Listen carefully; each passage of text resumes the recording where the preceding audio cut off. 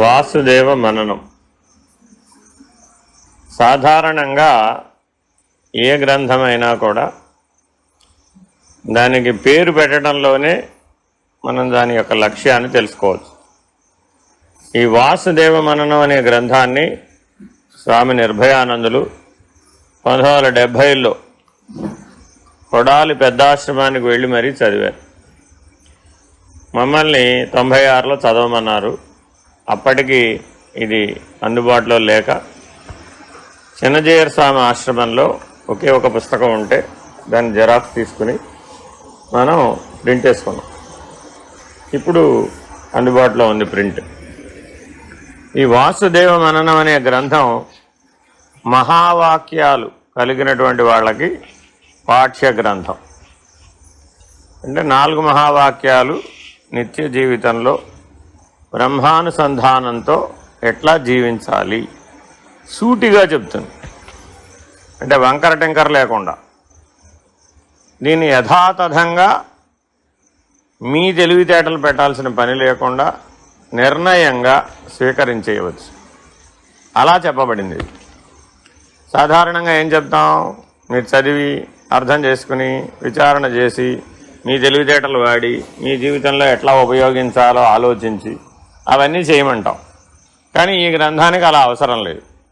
అంటే నిర్ణయాలు ఏకరువు పెట్టేటటువంటి గ్రంథం అన్నమాట. ఈ నిర్ణయాలు ఎప్పుడూ నిర్ణయాలే, verified by so many people. చాలామంది ఈ వాసుదేవ మననాన్ని అధ్యయనం చేసి అనుభవజ్ఞులైనటువంటి వాళ్ళు ఈ నిర్ణయాలన్నీ యథాతథముగా సరైనవే అని ధృవీకరించారు. కాబట్టి మీరు వాటిని యథాతథంగా స్వీకరించవచ్చు. ఈ వాసుదేవ మననం అందిపుచ్చుకోగలిగినటువంటి వాళ్ళకి మహావాక్యాల యొక్క అనుభవ నిర్ణయం కలుగుతుంది, బ్రహ్మనిష్ట కలుగుతుంది. తద్వారా జీవన్ముక్త స్థితికి ఎదిగేటటువంటి అవకాశం వస్తుంది. కాబట్టి అత్యంత విలువైనటువంటి వాక్యాలు ఇందులో ఉన్నాయి. ప్రతి వాక్యము విలువైందే. అంటే ఇందులో ఆ పదం తీసేద్దాం, ఈ వాక్యం పనికిరాదు అనడానికి ఏది వీలు కాదు. అంటే యథాతథంగా మీకు పనికొచ్చేవన్నీ మీరు రాసుకోవచ్చు, మననం చేయవచ్చు, నిధిధ్యాసనం కూడా చేయవచ్చు, అలా జీవించవచ్చు. యథాతథముగా ఆ నిర్ణయాన్ని అలాగే పట్టుకోవచ్చు. ఏం మార్పు చేర్పులు అవసరం లేదు. ఇతర శాస్త్రాలతో పోల్చి చూడవలసిన అవసరం కూడా లేదు. కాబట్టి ఆత్యంతిక శ్రద్ధతో మీరు దీన్ని నేర్చుకోవాల్సిన అవసరం ఉంది. అంటే అందరూ మహావాక్యాలు పుచ్చుకున్న వాళ్ళు ఇక్కడ లేరు. కానీ ఒక పాఠం చెప్పడానికి ప్రయత్నిస్తున్నాం, అందుకుంటారేమోనని చూడడానికి. ఒకవేళ అందుకున్నారనుకోండి, అందుకున్న వాళ్ళకి ఉపయోగం. అందుకోలేదనుకోండి, ఓహో కనీసం ఇలాంటిది ఒకటి ఉందనన్నా తెలుసు. అర్థమైందండి? అవతార్ మెహర్ బాబా భగవద్వచనం గురించి అలాగే చెప్పారనమాట. నీకు అర్థమైందనుకో వెరీ గుడ్, అర్థం కాలేదనుకో తల కింద పట్టుకుని పడుకో. ఎప్పటికో ఒకప్పటికి ఇది కంపల్సరీ నీ జీవితంలో చదవాలని నీకు అప్పుడు నిర్ణయంగా తెలుస్తుంది.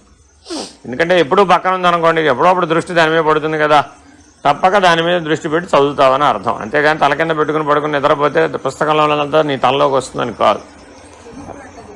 అదేనండి, చిన్నపిల్లలకు 3 ఏళ్ల పిల్లలకు అలా చెప్పాలి, కానీ ఇప్పుడు 80 ఏళ్ల వాళ్ళకి అలా చెప్పలేం కదా.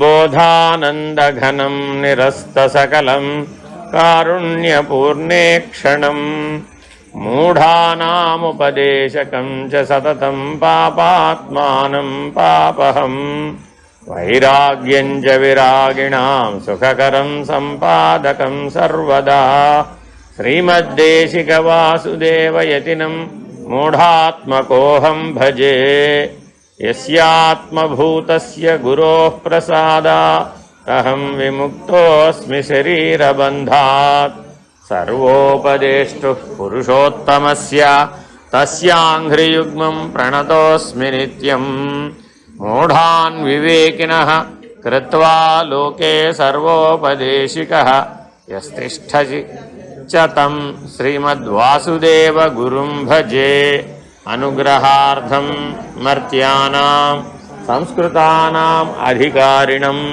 వివేకసారాః శ్రోతॄణాం రచ్యతే భాషయా మయా అధ్యారోపవాదాభ్యాం నిష్ప్రపంచం ప్రపంచతే.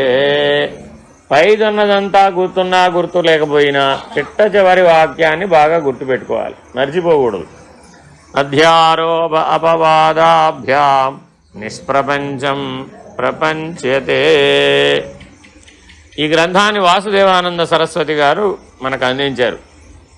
ఇది 1920లో గ్రంథం. ఇందులో దాదాపు 190 పేజీల గ్రంథం. దాదాపుగా వేదాంతంలో ఉన్నటువంటి బ్రహ్మనిష్ట వరకు ఉన్నటువంటి అన్నింటినీ ఇది ప్రాసంగికంగా అందించే ప్రయత్నం చేస్తుంది.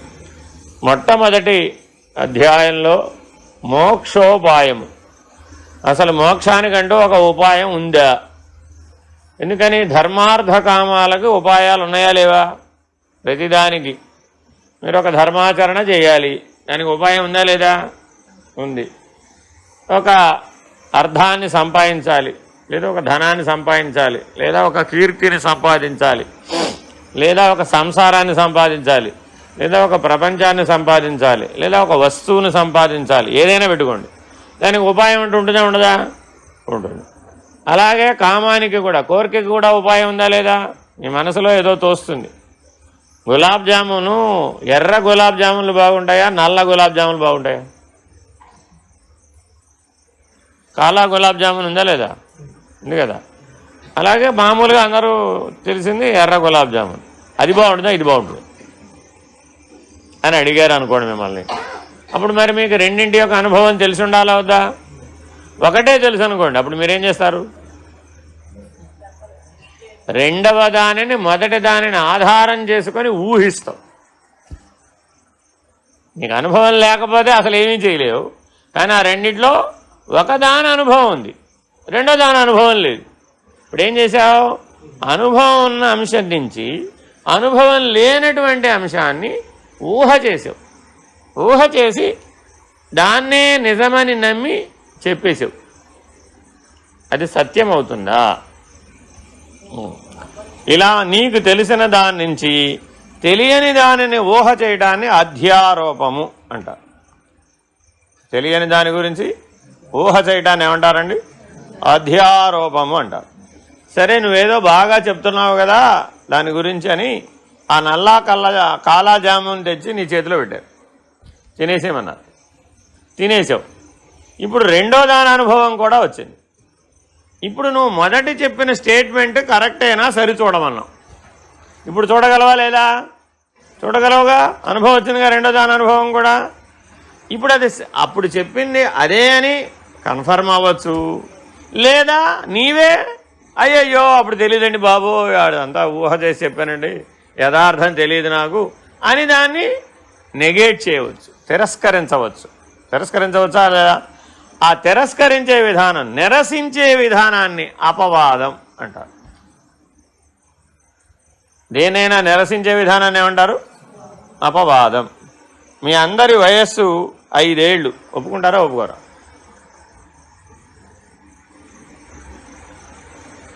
మీ అందరి వయస్సు 5 ఏళ్ళండి, ఒప్పుకుంటారా ఒప్పుకోరా? ఆన్ వాట్ బేసిస్ అని అడుగుతారు వెంటనే, అవునా కదా?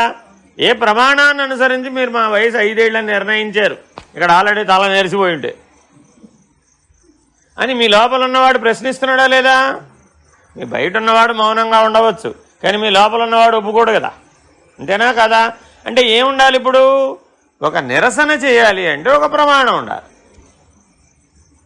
ఊహించడానికి ప్రమాణం ఉండక్కర్లా, కానీ నిరసించాలంటే ఉండాలి, ప్రమాణం ఉండాలి. ప్రమాణం లేకపోతే నిరసించడం కుదరదు.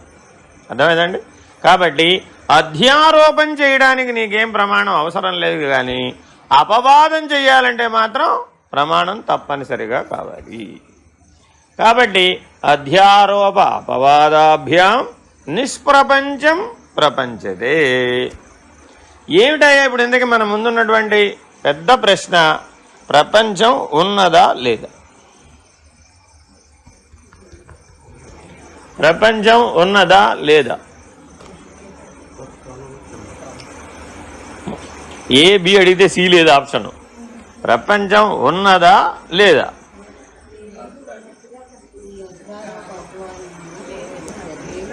అదంతా పెద్ద నేరేటివ్ సెంటెన్స్ లేదు అక్కడ.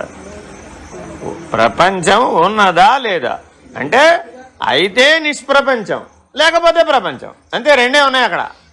అయితే రెడ్ కాలా జామున్, లేదంటే కాలా జామున్. రెడ్ జామున్ కానీ కాలా జామున్ కానీ ఉన్నవి అక్కడ. వస్తువుకి రెండు స్థాయిలే ఉన్నాయి, అయితే ఉండడం లేకపోవడం. అంతేగాని సగం ఉందండి, సగం లేదండి, చూసినప్పుడు ఉందండి, చూడనప్పుడు లేదండి, ఈ కథలన్నీ లేవు అక్కడ. ఉందా లేదా, యాజ్ సింపుల్ యాజ్ ఇట్.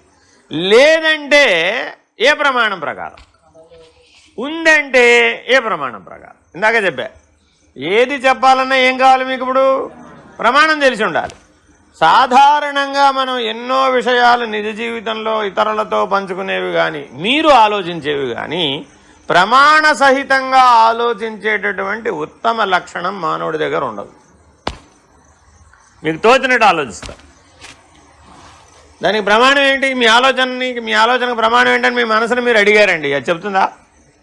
నాకు తోచింది చెప్పా, నీకు ఇష్టమైతే తీసుకోవాలి, అది మానేయమంటు. అంతేనా కాదా? ఏమండి, బీరకాయ కూర చేదుగా ఉంది, తినమంటావా మానేయమంటావా అని మీ మనసును మిమ్మల్ని అడిగింది, ఏం చెప్తారు? చేదు బీరకాయ కూర తినమంటావా మానేయమంటావా?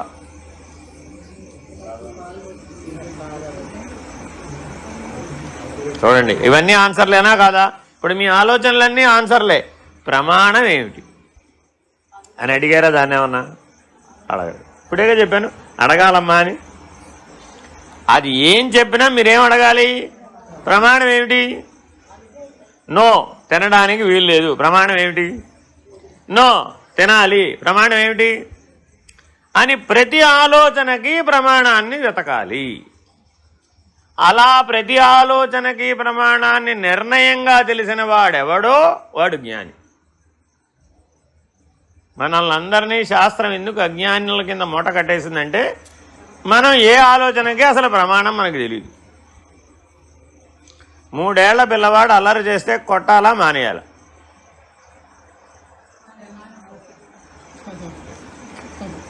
మూడేళ్ల పిల్లవాడు అల్లరి చేశాడండి, కొట్టాలా మానేయాలా? ఇప్పుడే చెప్పే, కొట్టాలన్నా ప్రమాణం ఏమిటి, మానేయాలన్నా ప్రమాణం ఏమిటి? ఆ ప్రమాణం తెలిసి ఉండాలి. అది తెలియకపోతే గోవింద, అది పనికిరాదు. అలాగా ఏదైనా తీసుకోండి, జననం నుంచి మరణం దాకా, బంధం నుంచి మోక్షం దాకా, దానికి ప్రమాణం తెలిసినప్పుడు నీకు ఉపాయం స్ఫురిస్తుంది. ప్రమాణం తెలిస్తే ఏమిటి ఉపయోగం? ఉపాయం తెలుస్తుంది. ఆ ప్రమాణం తెలియకపోతే ఉపాయం తెలియదు. అన్నం ఉడికిందో లేదో తెలుసుకోవాలి. మీరు ఎలా తెలుసుకుంటారు? ప్రమాణం తెలుసా తెలీదా? అంటే మీకేం తెలిసి ఉండాలి? ఉడికిన అన్నము తెలిసి ఉండాలి, ఉడకని అన్నము తెలిసి ఉండాలి అనుభవంలో. అంతేనా కాదా? ఆ రెండూ తెలిసి ఉంటే వర్తమానంలో ఆ అనుభవ జ్ఞానాన్ని ప్రమాణంగా పెట్టుకొని ఇప్పుడు ఉడికిందో లేదో మీరు చూస్తారు. ఈ అనుభవ జ్ఞానం అనే ప్రమాణం మీ దగ్గర లేదు, అప్పుడేమైంది? ఉడికిందా ఉడకలేదా అంటే, అంత బాగా ఉడికితే ఉడకలేదంటావేంటి? ఎవరినో పాపం స్వామీజీని మీ ఇంటికి పిలిచారు భిక్షకి. ఆ రోజున అద్భుతంగా అన్నం వండారు. ఎంత అద్భుతంగా వండారయ్యా అంటే 10 నిమిషాల్లో భోజనం చేయడం పూర్తయ్యేది, 1.5 గంటైనా పూర్తి కాలేదు. ఇక్కడ మరి నవ్వాలి కదా అది. ఇప్పుడు ఆవిడేమంటుంది? అన్నం ఉడకలేదంటే ఒప్పుకోదు ఆవిడ. అందుకని సాధువు గారు చాలా తెలివిగా చెప్పారు, అమ్మా మామూలుగా అయితే 32 పళ్ళల్లో 5-6 పళ్ళు వాడితే అన్నం తినడానికి సరిపోతుందమ్మా, 32 పళ్ళు వాడితే కానీ అన్నం తినటం వీలు కాలేదమ్మా, అంత బాగా వండేవమ్మా అన్నారు. ఇప్పుడు బాగా వండినట్ట వండనట? అర్థమైందండి? చూడండి, అంటే నొప్పించకుండా చెప్పడం. అదేంటండి నేను బాగానే వండే కదా అంది మళ్ళా ఆవిడ. చూడండి, ఆయన చెప్పిన తర్వాత అయినా కానీ మన స్టేట్మెంట్ మార్చుకోవాలా వద్దా? కానీ ఆవిడేమంది? నేను బాగానే వండాను. ఎందుకని? ఆవిడ అనుభవ జ్ఞానం ప్రమాణం ఆవిడకి. అర్థమవుతుందండి? మీరు ఎన్ని చెప్పినా ఆవిడ అనుభవ జ్ఞానం ఆవిడ ప్రమాణం. సరే ఓసారి మళ్ళీ చూడమ్మా ఆయన చెప్తున్నారు కదా అని ఆయన అన్నాడు. ఎందుకంటే అంతకంటే ఎక్కువ అనలేడు ఆవిడ్ని.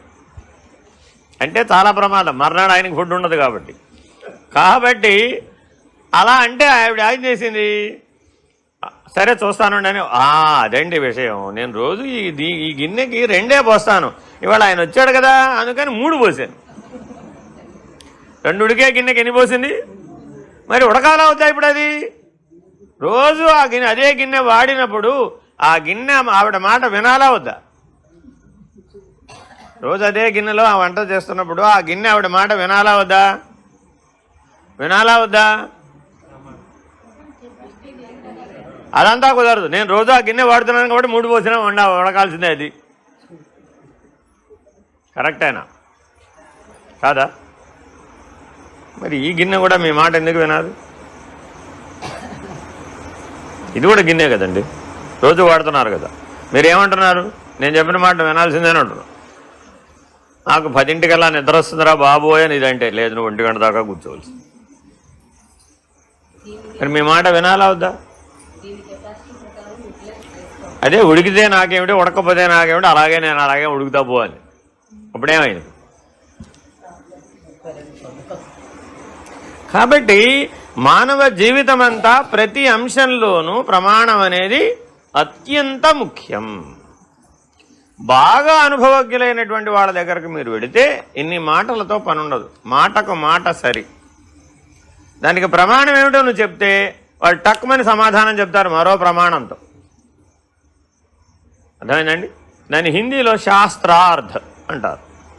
దాన్ని ఏమంటారండి? శాస్త్రార్థ. ఆదిశంకరులు శంకర విజయంలో మీకు చెప్పినవన్నీ శాస్త్రార్థములు. అంటే ప్రతి చోటకి వెళ్ళి ఆయన ప్రమాణం చెబుతూ పోయారు, వాళ్ళు ప్రమాణం చెప్తూ పోయారు.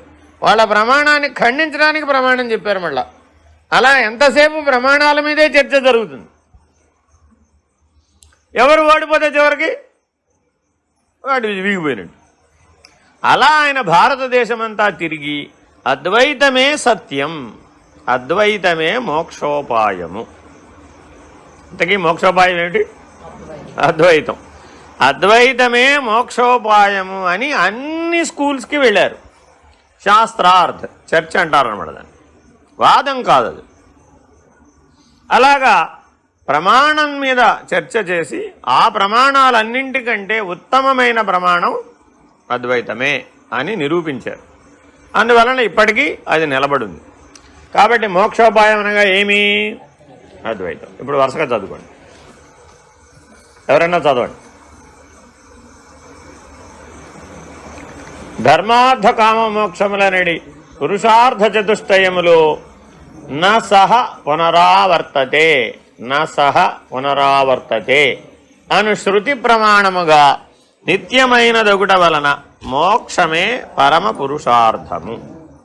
ఎందుకని మోక్షం పరమ పురుషార్థం అంటే ఒక ప్రమాణ వాక్యం చెప్పారు. ఏమిటది? న సహ పునరావర్తతే. ధర్మార్థ కామములు పునరావర్తతే. చేసావు మళ్ళా చేయాలి. ఒకసారి చేస్తే అంతటితో సరి అంటాం కుదరదు. ఇప్పుడే భోజనం చేసాం, రేపు ఉదయం మళ్ళీ తినాలా వద్దా? అదేంటండి ఇప్పుడేగా తిన్నారు, ఒక 10 రోజులు ఆగి తిందురు కానీ లేండి అన్నారనుకోండి, ఏమంటారు? బాబు నీ పాఠానికి నీ దీక్షకి వదండం, ఇంతటితో స్వస్తి, నీకు నాకు రామని ఇంటికి వెళ్ళిపోదాం. అర్థమైందండి? అందుకని అవి పునరావర్తతే. ధర్మ అర్థ కామములు పునరావర్తతే. కేవల మోక్షం మాత్రమే న సహ పునరావర్తతే. ఇది గుర్తుపెట్టుకోవాలి మీరు. ధర్మార్థ కామములు అనిత్యములు. ఏలయన తథ్య దేహ కర్మచితో లోక క్షీయతే, ఏవమేవాముత్ర పుణ్యచితో లోక క్షీయతే ఇత్యాది శృతుల వలన ఈ లోకమున కర్మములు క్షీణించిన లోకమును క్షీణించినట్లుగా పుణ్యము క్షీణింపగా పరలోకమును క్షీణించునని తెలియచున్నది. మోక్షము బ్రహ్మజ్ఞానము చేతనే సిద్ధించును. ఏమంటే మేము పుట్టినప్పటి నుంచి ఇప్పటి వరకు ఎన్నో దానాలు చేసాం, ఎన్నో ధర్మాలు చేసాం, అవన్నీ పుణ్యక్రతువులే కదా. కాబట్టి బోల్డ్ పుణ్యం మూట కట్టాం కదా. మా పుణ్యం అంతా ఏమైపోవాలి? పుణ్యము స్థూలమా సూక్ష్మమా? పాపము అది కూడా సూక్ష్మమే. కాబట్టి సూక్ష్మం సూక్ష్మంలోనే అనుభవించబడుతుంది. అర్థమైందండి? కొంత భాగం స్థూలానికి కూడా వర్తిస్తుంది. అంటే ఇవాళ రాత్రికి మీరు నిద్రపోయారు. నిద్రపోతే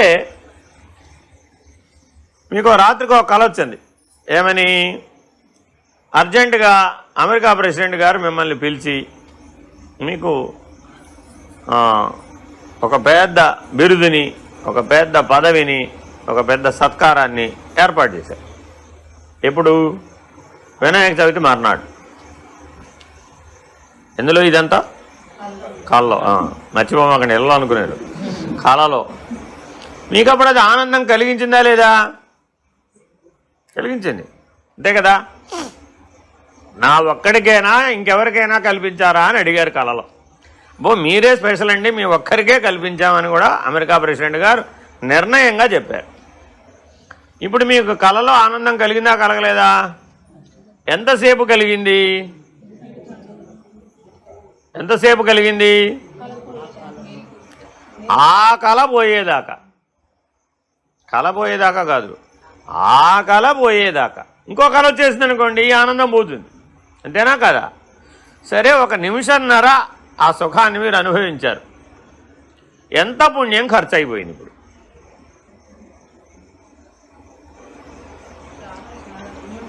ఆ 100 సంవత్సరాల పుణ్యం ఖర్చు అయిపోయింది. 100 సంవత్సరాలు దాన ధర్మాది క్రతువులు చేస్తే ఏ పుణ్యం అయితే సంపాదించారో ఆ పుణ్యం మీకు ఒక్క నిమిషం ఆనందాన్ని ఇస్తుంది సూక్ష్మంలో. అర్థమైందండి? స్థూలంలో అయితే ఒకరోజు ఆనందాన్ని ఇస్తుంది. స్థూలంలో అయితే ఒకరోజు ఆనందాన్ని ఇస్తుంది. ఇప్పుడు మీరు పుట్టినప్పటి నుంచి ఇప్పటి వరకు విషయ ఆనందాన్ని అనుభవించారా లేదా? ఎన్ని రోజులు అనుభవించుంటారు? చాలా లెక్కేయాల్సిందేనా? చాలా అనాల్సిందే కదా.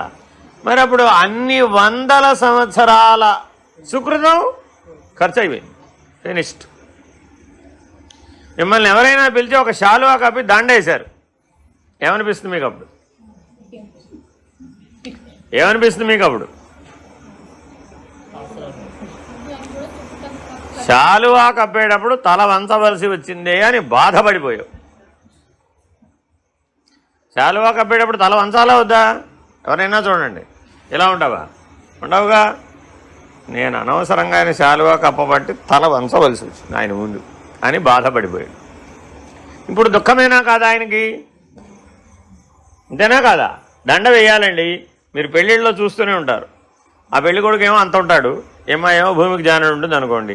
అవి వేయాలంటే ఆ గడకర్రకు వేసినట్టుగా అట్లా వేయాలనుకోండి. ఎట్ట వేస్తుంది పాపం? వంగవయ్య అంటే నేను వంగని పెళ్లి కుమారుని అంటాడు ఆయన. ఇప్పుడు ఏం చేయాలి? అవి ఈవిడే పాపం ఎగిరే వేస్తుంది. ఆ కాసేపు అదేదో వినోదం వేడుకలాగా అనిపిస్తుంది, కానీ ఆవిడ మనసులో బాధపడుతుంది. ప్రారంభ క్షణంలోనే బాధపడుతుంది. అర్థమైందండి? ఈయనేమో ఆ అహంతో ఆనందపడతాడు. ఇప్పుడు స్థూలంలో కూడా జరిగిందా లేదా? జరిగిందిగా. ఆనందమైనా బాధ అయినా ఆ సూక్ష్మ నుంచి ఈ స్థూలానికి కూడా వచ్చింది. వచ్చిందా రాలేదా? మరి ఇది కూడా దేంట్లోంచి ఖర్చు అయిపోతుంది? మీ సుకృత దుష్కృతాల్లోంచే ఖర్చు అయిపోతుంది. ఇలా లెక్క వేస్తే 100 ఏళ్ల ఆయుర్దాయంలో అసలు మన ఆనందాలకి ఎంత సుకృతం ఖర్చు అయిపోయింది, మన బాధలకి ఎంత దుష్కృతం ఖర్చు అయిపోతుంది. అంటే అంత గోడౌన్ ఉందన్నమాట మనకి. మన వెనకాల ఎంత గోడౌన్ ఉందండి? అంత గోడౌన్ ఉంది. ఎప్పుడైనా మీరు తటస్థంగా ఉంటే అక్కడ పుణ్యపాపాలు 0. ఏమైనాయండి? పుణ్యపాపాలు 0 తటస్థంగా ఉంటే. అదే సాక్షి సాధన. మీరు సాక్షిగా గనక ఉంటే అప్పుడు పుణ్యం ఖాతాలోనూ ఏడవలేదు, పాపం ఖాతాలో కూడా ఏడవలేదు. నానా కష్టాలు పడి ఈయన ఏం చేశాడు? ఆ కుంభకోణం వెళ్ళి జయగంట పట్టుకొచ్చాడు. ఇప్పుడు ఈయనకు పుణ్యం రావాలా వద్దా? ఆ ఆశ్రమానికి జయగంట తెచ్చాడా లేదా? ఆ తయారు చేయించాడు, వాడిని వెంబడించాడు, ఎప్పుడు రమ్మంటే అప్పుడు వెళ్ళాడు, డబ్బులు కట్టాడు. దాన్ని ఆయన జయగంట మనకి ఇచ్చేటప్పుడు ఒక విశేషం చెప్పాడు. ఏమండి, మా దగ్గర వాయించి చూపిస్తాం, ఆ సౌండ్కి మా గడప వరకే గ్యారంటీ. మా గడప దాటితే దాని సౌండ్ మారితే మాకు సంబంధం లేదు. ఎందుకని? దాని సౌండ్ మారితే మళ్ళా మార్చాలంటే దాన్ని కరగేయాలి, మళ్ళా పొయ్యాలి. అదొక 4 నెలల ప్రక్రియ. మీరు మళ్ళా అంత డబ్బు కడితే మీకు కావాలంటే మళ్ళా దాన్ని కరగేసి మళ్ళా పోసి మళ్ళీ తయారు చేసి ఇస్తాం. కాబట్టి సౌండ్ మారకుండా పట్టుకెళ్లే బాధ్యత మీది అన్నాడు. ఇప్పుడు నేను తీసుకురావాలా మానేయాలా? ఎంత దూరం? పైగా కుంభకోణం ఎక్కడ, పాగోలు ఎక్కడ? ప్రశ్న అడిగాడు ఒకడు ఆయన. మీరు కారులో వెనక సీట్లో పెట్టుకెళ్తానంటున్నారు కదా, స్పీడ్ బ్రేకర్లు వస్తాయి కదా, అప్పుడు ఇట్లా ఎగిరి పడుతుంది కదా, ఆ ఎగిరి పడ్డప్పుడు మేము ఎంతో సున్నితంగా దాని సౌండ్ని ఫైన్ ట్యూన్ చేస్తాం కదా, ఈ ఎగిరి పడ్డప్పుడు మరి ఆ సౌండ్ అంతా మా కష్టం అంతా వృధా అయిపోతుంది కదా, మరి మీరు ఆ సౌండ్ మారకుండా ఎలా పట్టుకెళ్తారు? స్ప్రింగ్ కుషన్ పెడతావు కారులో? నేను జాగ్రత్తగా డ్రైవ్ చేసి తీసుకెళ్తానండి అని చెప్పాడు. మీరు జాగ్రత్తగా తీసుకెళ్తారో అజాగ్రత్తగా తీసుకెళ్తారో నాకు సంబంధం లేదు అన్నాడు. అలాగే తెచ్చేసాడు అనుకోండి, పర్వాలేదు, ఏం అవ్వలేదు, డ్యామేజ్ ఈశ్వరానుగ్రహం వల్ల. జాగ్రత్తగా చేర్చేసాడు, అక్కడ జాగ్రత్తగా పెట్టేసాం, జాగ్రత్తగా ఉపయోగిస్తున్నాం, తర్వాత విషయం. ఇప్పుడు ఈ మొత్తం పనిలో ఎక్కడైనా పరమాత్మ అనుగ్రహం ఉందా?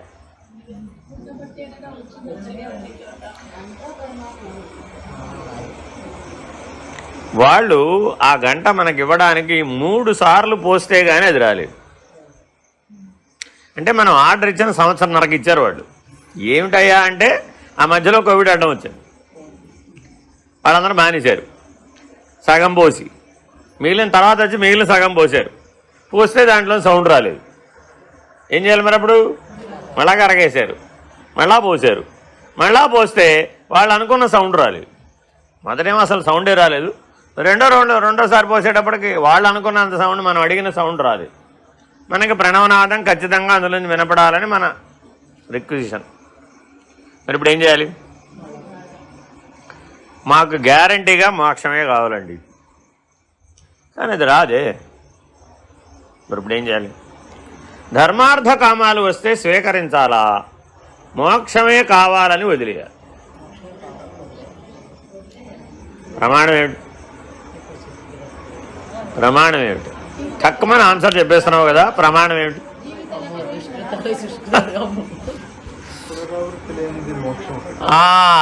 మీకు వెంటనే ప్రమాణ వాక్యం గుర్తుకు రావాలి. నసహ పునరావర్తతే. మోక్షం ఒక్కటే పునరావృత్తి లేనటువంటిది కాబట్టి నాకు మోక్షం ఒక్కటే కావాలి అన్నవాడికే మోక్షోపాయం. అర్థమైందండి? మిగిలిన వాళ్ళకు కాదు. తమేవం విదిత్వా అతిమృత్యుమేతి నాన్యః పంథా విద్యతే యనాయ బ్రహ్మవిదాప్నోతి పరం ఇత్యాది శృతులు ప్రమాణం. మీరు ఎక్కడికక్కడ చూసుకోండి, ప్రతి వాక్యంలో కూడా ప్రమాణ వాక్యం చెప్తున్నారు. మరియు న కర్మణ న ప్రజయా ధనేన త్యాగేనైకేన అమృతత్వమానసు అనేది శృతి ప్రకారము అమృతత్వము జనన మరణ ప్రవాహవర్జితమగు ముక్తి. అమృతత్వం అనగా ఏమి? జనన మరణ ప్రవాహవర్జితమగు ముక్తి. యజ్ఞయాగాది పుణ్యకర్మములు చేయుట వలన గాని గుణవదాయుష్మత్పుత్ర ప్రాప్తి వలన గాని, అంటే ఆ గుణవంతుడైన పుత్రుడు, ఆయుష్ కలిగిన పుత్రుడు, ఆరోగ్యం కలిగిన పుత్రుడు, నిన్ను బాగా సేవలు చేసి బాగా చూసుకునే పుత్రుడు లభించడం వల్ల గాని, దాన భోగ సహిత ధన ప్రాప్తి వలన గాని లభింపదు. అర్థమైందండి?